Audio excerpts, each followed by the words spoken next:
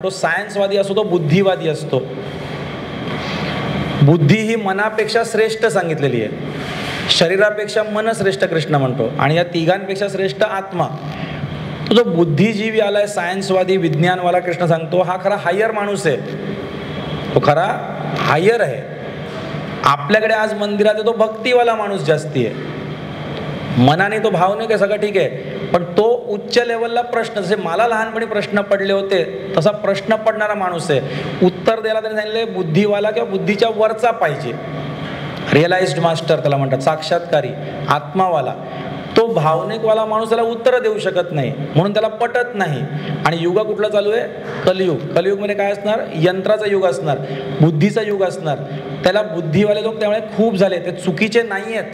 आपण उत्तर त्याला देऊ शकत नाही आहे, हा प्रॉब्लेम आहे. की हे 8 हात कसे, 12 हात कसे, तो हत्तीचं सोड म्हणजे काय, हे काय त्याचे लॉजिक, त्याला ही पूजा केली तर त्याचा फळ येतं का? आणि ती फलश्रुती मंत्र साधण्याची दाखवता येत नाही आहे. प्रॉब्लेम तो आहे की नाही सांगा?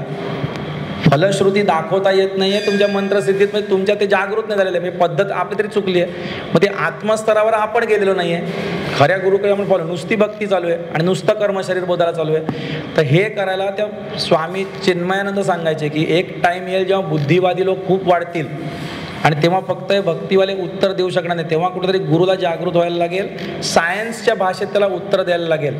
मग हे जेव्हा मला स्मरण आलं त्यातलं बरोबर, तर आम्ही सगळे लेक्चर्स, आपले सगळे शास्त्र, हे दुर्गा सप्तशती ही डिकोडिंगमध्ये केली. डिकोडिंग म्हणजे आजच्या माणसाला समजेल असं, म्हणजे शिवजीने पार्वतीचे कहा नाही, माझ्याच आत्म्याने माझ्या मनबुद्धीला सांगितले, गणपती तू असं कर, जर का असेल तर माझी तुझ्यातली विवेक बुद्धी जागृत व्हायला पाहिजे बरे. ह्या भाषेत मग मी सगळे ते ग्रंथ करायला लागलो. लाखों लोगों में आमूलाग्र परिवर्तन लाने वाले इस अमूल्य ज्ञान को सुनने के लिए अंतर्योग के YouTube चैनल को जरूर सब्सक्राइब करें और बेल आइकन दबाएं. जीवन परिवर्तन करने वाले ज्ञान सत्र और शक्तिशाली साधनाओं का लाभ लेने के लिए अंतर्योग के लर्निंग पोर्टल को अवश्य भेंट दें. चलिए हम सब ज्ञान के महासागर, क्रांतिकारी महानायक आचार्य उपेंद्र जी के साथ मिलकर अपने भारतवर्ष को एक स्वस्थ, समृद्ध और आध्यात्मिक राष्ट्र बनाते हैं. जय हिंद.